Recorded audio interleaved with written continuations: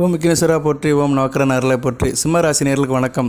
சிம்மராசி காலப்புருஷ சக்கரத்தின் 5ஆம் இடம், பஞ்சமஸ்தானம், ஆத்மகாரன் சூரியனின் ஆட்சி வீடு, மகம் பூரம் உத்திரம் 1ஆம் பாதம் அடங்கிய ராசி மண்டலம். சிம்மராசிக்கு இப்போ நல்ல ஒரு காரியம் நடக்குதுங்க. உங்கள் ராசிக்கு 7ஆம் இடத்துல இருக்கிற சனி பகவான் வக்கரம் அடைஞ்சு பின்னோக்கி வராரு. பொதுவாகவே சிம்மராசிக்கு இப்போ நல்லா இருக்குது. நான் கடந்த வீடியோ ஒன்று போட்டிருக்கிறேன், சிகரம் தொடும் சிம்மம்னு. அந்த வீடியோவை பார்த்தீங்கன்னா நல்லா தெளிவாக சொல்லியிருக்கிறேன்.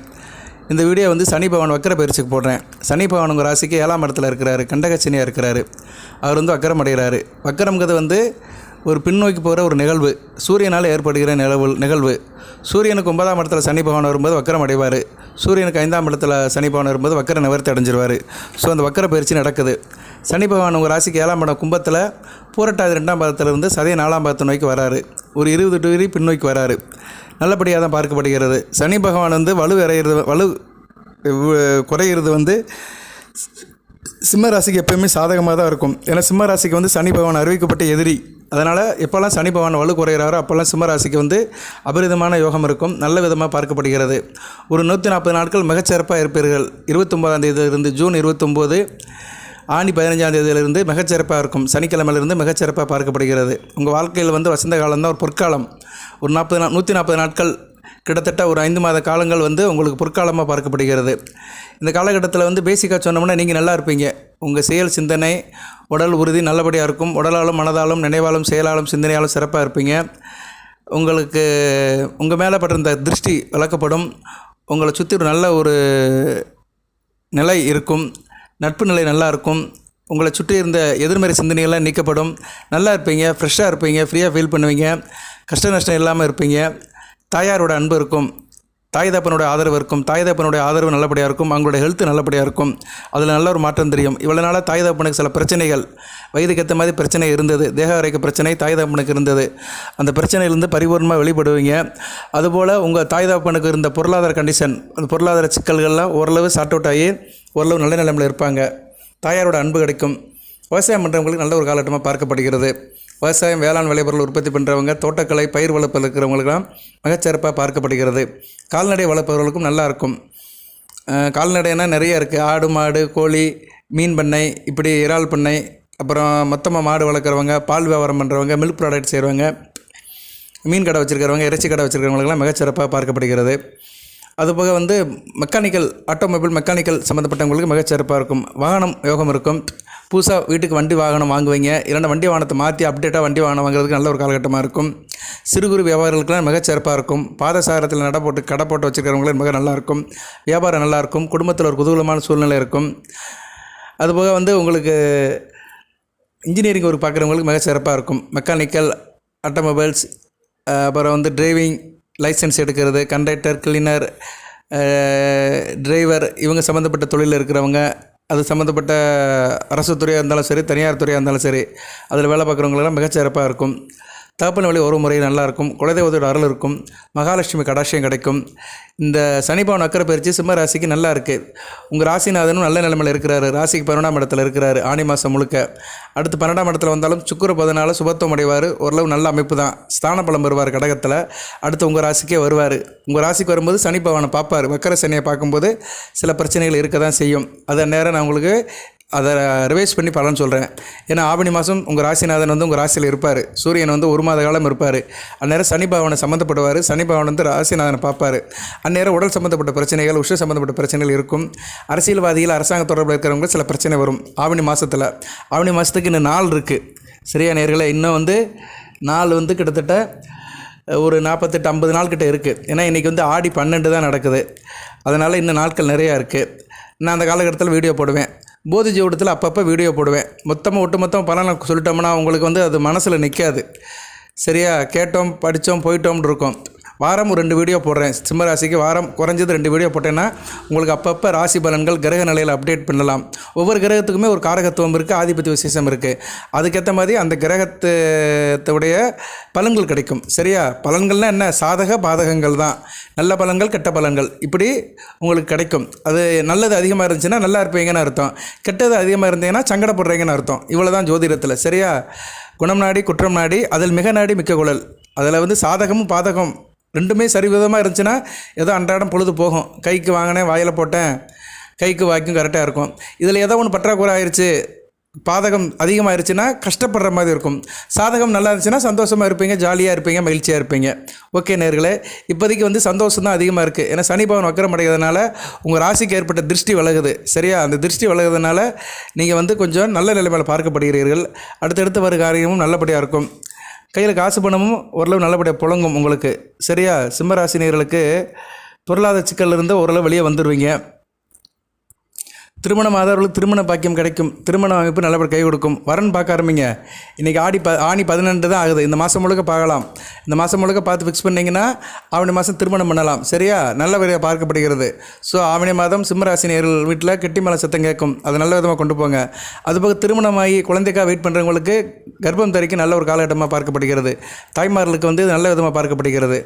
அதுபோக நண்பர் விஷயத்தில் நல்ல ஒரு ஏற்றமாக இருக்கும். நண்பர்களால் உதவி இருக்கும். சொந்த பந்தத்தோட ஆதரவு கிடைக்கும். ஷேர் மார்க்கெட்டு, அப்புறம் வந்து கூட்டு தொழில், பங்கு சந்தையில் இருக்கிறவங்களுக்கு நல்லாயிருக்கும். சரியா? கூட்டு தொழில் வியாபாரம் பார்க்குறவங்க, ஜாயிண்ட் வெஞ்சர் போட்டு வேலை பார்க்குறவங்களாம் மிகச்சிறப்பாக பார்க்கப்படுகிறது. குழந்தை பிறப்பும் இருக்கும். அதே மாதிரி நீங்கள் வந்து உங்களுக்கு வாழ்க்கையில் ஒரு பெரிய மாற்றம் இருக்கும். அந்த மாற்றம் வந்து வாழ்க்கையை புரட்டி போடும். அதாவது இவ்வளோ நாளாக பொருளாதார நிலையில் கையில் காசு இல்லைன்னு கழுத்துப்பிடிக்கு கடன் இருந்திருக்கும். சிலவருக்கு கழுத்துப்பிடி கடன் இருந்திருக்கும், பொருளாதார நிலை இருந்திருக்கும், அந்த சிக்கல் இருந்திருக்கும். அந்த சிக்கல் இருந்தவங்களுக்கெல்லாம் இப்போ வெளியே வந்துடுவீங்க. சிக்கல்லேருந்து வெளியே வந்துடுவீங்க. சிக்கல்லேருந்து வெளியே வந்து சிறப்பான நிலைக்கு போகிறீங்க. அதுபோக குழந்தைகள் விஷயத்தில் பிரச்சனை இருந்தவங்களுக்கெல்லாம் அந்த பிரச்சனை சார்ட் அவுட் ஆகி நிம்மதி இருக்கும். குடும்பத்தில் ஒரு நிம்மதி இருக்கும். கூடுதலாக ஒரு தகவலை சொல்கிறேன். சனி பகவான் தான் கடனை கொடுக்குற கிரகம். ஏன்னா ஒரு மனிதனுக்கு கடனை கொடுக்குற கிரகம் சனி பகவான் தான். அவர் வந்து ஜனன ஜாதகம் லக்கண ராசிக்கு 6ஆம் இடம் சம்மந்தப்பட்டிருந்தாலும் கடனை கொடுப்பாரு. அதுபோல் லக்கணத்துக்கு ராசிக்கு 6 குடைவன் வலுத்து ராசியாதிபதியோ லக்கணாதிபதியோ வலு குறைந்திருந்தாலும் கடன் பிரச்சனை இருக்கும். அதுபோல் 6 குடைவன் தசாபுத்திர சம்மந்தப்பட்டாலும் கடன் இருக்கும். தசாநாதர்கள் 6 குடைவன் சாரம் வாங்கியிருந்தாலும் கடன் இருக்கும். ஸோ ஒருத்தர் கடன் அடைக்கணும்னா அது பல வகையில் இருக்குது. அதுக்கு வந்து சனி பகவான் வந்து ஒரு முக்கிய காரணமாக இருக்கிறாரு. அதனால் நீங்கள் சிம்ம ராசியில் கடன் பட்டவங்களுக்கு சில பரிகாரம் சொல்கிறேன்.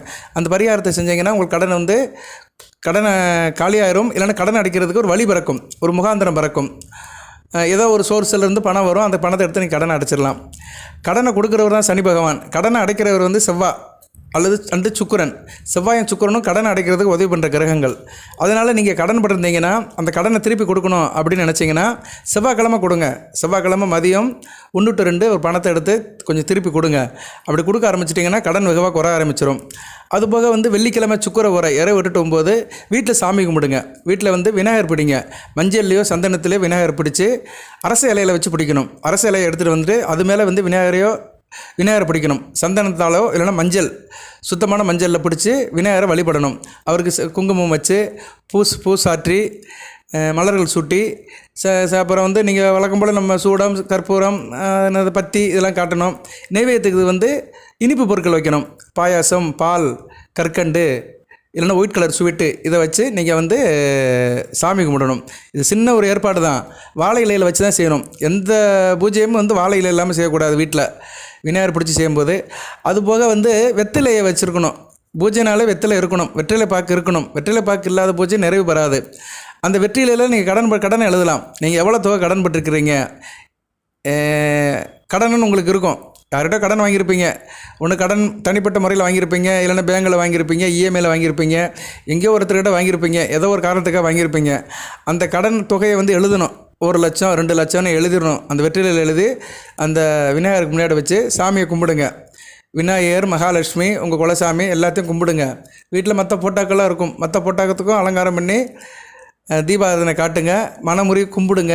கடனை அளிக்கிறதுக்கு ஒரு வழி கிடைக்கும். இது ஒரு வகையான வழிபாடு. இதை பரிகாரம் சொல்ல முடியாது, வழிபாடு தான். அடுத்து பரிகாரம்னா பசுமாட்டுக்கு வந்து ஒரு 3 பொருள் சேர்த்து கொடுங்க. பச்சரிசி, பாசிப்பருப்பு, கட்டி வெல்லம், மண்டை வெல்லம், இதை 3ஐயும் ஒரு பாத்திரத்தில் போட்டு ஊற வச்சிடணும். ஒரு 2 மணி நேரத்துக்கு முன்னாடி ஊற வச்சிடணும்.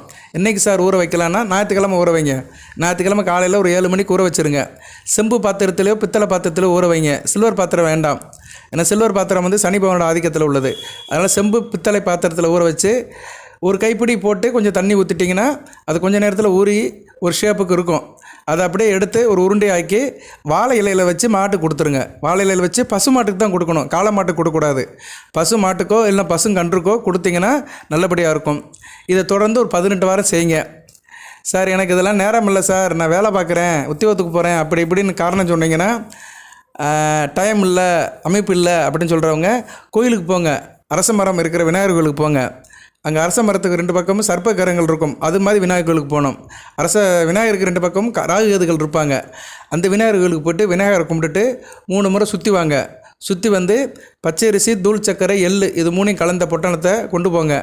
அதை வந்து இந்த அரச மரத்தடையில் கொஞ்சம் போட்டுட்டு வந்துடுங்க. சும்மா ஒரு கையளவு தான், நிறைய கொண்டு போகணும் அவசியம் கிடையாது. ஒரு சின்ன கையளவு ஒரு சின்ன பேப்பரில் மடித்து கொண்டு போனாலே போதும். அதை போடும்போது மனதார வேண்டிக்கணும். நான் பட்ட கடனெல்லாம் அடைக்க வேண்டும் இறைவா, கடனில் இருந்து நான் வெளியே வரணும், கடன் பிரச்சனையால் ரொம்ப கஷ்டப்படுறேன், இந்த கடன் பிரச்சனை தீரணும், இன்னும் வருங்காலத்தில் நான் கடனே வாங்காமல் வாழணும் அப்படின்னு வேண்டிக்கிட்டு போட்டுட்டு வந்தீங்கன்னா நல்லபடியாக நடக்கும். இதையும் ஒரு 18 வாரம் செய்யணும், தொடர்ந்து செய்யணும். சரியா? ஒரு மாத கணக்கில் செஞ்சீங்கன்னா கண்டிப்பாக கடன் அடைக்கிறதுக்கு ஒரு வழி பிறக்கும். அந்த வழி வந்து ஒரு நல்வழியாக இருக்கும். சரி நேயர்களே, இதெல்லாம் சின்ன சின்ன விஷயங்கள் தான், சின்ன சின்ன பரிகாரங்கள் தான். நிறைய செலவு பண்ணணும்னு அவசியம் இல்லை. அங்கே போகணும், இங்கே போகணும், அவரை பார்க்கணும், இவரை பார்க்கணும், அப்படி எவரையும் பார்க்க வேண்டாம். நீங்களாகவே இருந்து இயல்பாகவே சில காரியங்களை செஞ்சீங்கன்னா கண்டிப்பாக கடன் அடையும். கடன் அடையாத வாழ்க்கை தான் நல்ல வாழ்க்கை. கடன் பட்டார் நெஞ்சம் போல் கலங்கினான் இலங்கை வேந்தன். இலங்கை வேந்தனே அந்த அளவுக்கு கவலைப்பட்டிருக்கானா? கடன் பட்டார் நெஞ்சம் போல். அந்த அளவு கடன் வந்து மனிதனை வந்து கஷ்டப்படுத்துமா. அதனால் கவலைப்படாமல் இருங்க. சரியா? கடனை அடைச்சிடலாம். அதுக்கு ஒரு கண்டிப்பாக ஒரு வழி கிடைக்கும். அதுக்கு வந்து பிரார்த்தனை தான். நம்ம இறைவனை வந்து மனமுறி வழிபடணும். எந்த அளவுக்கு நம்ம அதில் வந்து இன்வால்மெண்ட்டாக நம்ம சாமி கும்பிட்றோமோ அந்த அளவுக்கு நமக்கு பிரச்சனை தீரும். சரி, என்னால் இதெல்லாம் செய்ய முடியல அப்படி சொல்கிறவங்க பசுமாட்டுக்கு வந்து வாழைப்பழம் வாங்கி கொடுங்க. சரியா? ரோட்டில் தெரியும், தெருவில் தெரியும், அக்கம் பக்கத்தில் இருக்கும். அதுக்கு வந்து பழத்தை வாங்கி கொடுங்க. வாழைப்பழத்தை வந்து எந்த டைம் கூட வாங்கி கொடுங்க. அது சில நேரங்கள்லாம் இருக்குது, ஆனால் அது சாத்தியப்படுமாங்கிறது சாத்தியப்படாது. எப்போயுமே வந்து நம்ம ப்ராக்டிக்கலாக தான் கொண்டு போகணும். அதனால் பசுமாட்டுக்கு வந்து வாழைப்பழத்தையும் வெள்ளத்தையும் வச்சு கொடுத்தீங்கன்னா அது வாங்கி சாப்பிட்டுக்கிறோம். இப்படி தொடர்ந்து செஞ்சீங்கன்னா உங்களுக்கு கடன் பிரச்சனை தீர்றதுக்கு ஒரு ஈஸியான வழி கிடைக்கும், ஒரு வழி கிடைக்கும், ஒரு நல்வழி கிடைக்கும், ஒரு ரூட்டு கிடைக்கும். அதை நீங்கள் பயன்படுத்திட்டு கடனை அடைக்கலாம். சரி நேயர்களே, இந்த சனி வக்கர பெயர்ச்சி வந்து சிம்ம ராசிக்கு வந்து சிறப்பாக தான் பார்க்கப்படுகிறது. அடுத்த ராசிக்கு 11ஆம் இடத்துல சுக்கிரன் புதன் இருக்கிறாங்க. அவங்க அடுத்து 12ஆம் இடத்துக்கு வந்துடுவாங்க. 12ஆம் இடத்துல சுக்கிரன் புதன் இருக்கலாம், ஒன்றும் பிரச்சனை இல்லை. கடகத்தில் தான் இருக்கிறாங்க. மற்றபடி சனி பகவான் பயிற்சி நல்ல விதமாக பார்க்கப்படுகிறது. அடுத்து செவ்வாய் பயிற்சி ஆவார். உங்கள் ராசிக்கு 9ஆம் இடத்துல இருக்கிற 10ஆம் இடத்துக்கு வருது, நல்ல அமைப்பு தான். சரியா? 10ஆம் இடத்துல வந்து குருமங்கள யோகத்தில் உட்காருவார். தசம அங்காரனா உட்காருறது நல்ல அமைப்பு தான். 7ஆம் தேதிக்கு மேலே மிகச்சிறப்பாக இருக்கும். 7ஆம் தேதிக்கு மேலே ஏற்றமான காலமாக பார்க்கப்படுகிறது. யாருக்கு? சிம்ம ராசினியர்களுக்கு. குருமங்கள யோகம் வந்து 10ஆம் இடத்துல இருக்கிறதுனால தொழில் கர்மா நல்லா இருக்கும். சரியா? நான் அதுக்கு தனியாக வீடியோ போடுறேன். குருமங்கள யோகத்துக்கு தனியாக வீடியோ போடுறேன். செவ்வாய் குரு உங்கள் ராசிக்கு ராஜ யோகாதிபதி செவ்வாயும் யோகா சுபர் வந்து குரு உங்கள் ராசிக்கு வந்து அவர் வந்து 5-8 கூடையவன்.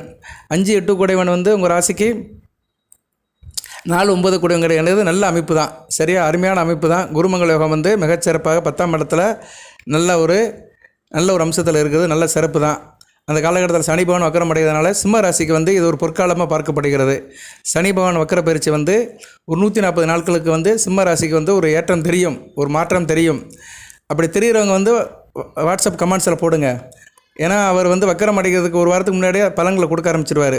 சிம்ம ராசியில், சார் நான் கடந்த ஒரு 6 மாதத்துக்கு முன்னாடி, ஒரு வாரத்துக்கு முன்னாடி இந்த கஷ்டமெல்லாம் இப்போ சரியாக போச்சு, எனக்கு நல்லா இருக்குது, ஓரளவு குடும்பம், தொழில், உத்தியோகம், வேலையில் கொஞ்சம் பிரச்சனைலாம் போயிட்டுருக்குது, நல்லபடியாக இருக்கிறேன், கொஞ்சம் பிரச்சனையெல்லாம் சார்ட் அவுட் ஆகி நார்மலாக போயிட்டுருக்குது, மனதாவது சந்தோஷமாக இருக்கிறேன் அப்படின்னு நினைக்கிறவங்க கமெண்ட்ஸில் போடுங்க.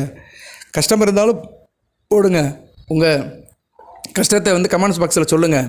சில பேர் ஜாதகத்தெல்லாம் அனுப்புகிறாங்க, அதில் கரெக்டாக அனுப்பணும். உங்கள் பேர், அதுபோக பிறந்த தேதி, டைம், எந்த ஊரில் பிறந்தீங்க, ராசி, நட்சத்திரம் இதெல்லாம் தெரியணும்.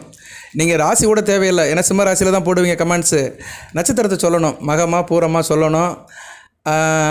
தெளிவான விளக்கங்கள் கொடுத்தீங்கன்னா, டீட்டெயில் கொடுத்தீங்கன்னா கண்டிப்பாக உங்களுக்கு நான் பலன் சொல்லுவேன். உங்கள் ஜாதகத்தை எடுத்து என்ன பலன் சொல்லுவேன். சரியா? ஷார்ட்டாக தான் சொல்லுவேன். ஏன்னா கமெண்ட்ஸில் வந்து டெக்ஸ்ட் பண்ணி தான் அனுப்பணும், பேசி அனுப்ப முடியாது. பேசி அனுப்புறதுங்கிறது ஈஸியான வேலை. டெக்ஸ்ட் பண்ணி டைப் பண்ணி அனுப்புறது கொஞ்சம் கஷ்டமான வேலை தான். நான் என்னோடய டைத்தையும் பார்க்கணும். அதனால் நீங்கள் ஒரு ஷார்ட் ஃபார்மில் அனுப்புனீங்கன்னா நானும் ஷார்ட் ஃபார்மில் உங்களுக்கு பலன் சொல்லுவேன். சரியா நேர்களே? சிம்ம ராசிக்கு எப்பொழுதுமே போதி ஜோதிடம் ஒரு உறுதுணையாக இருக்கும்.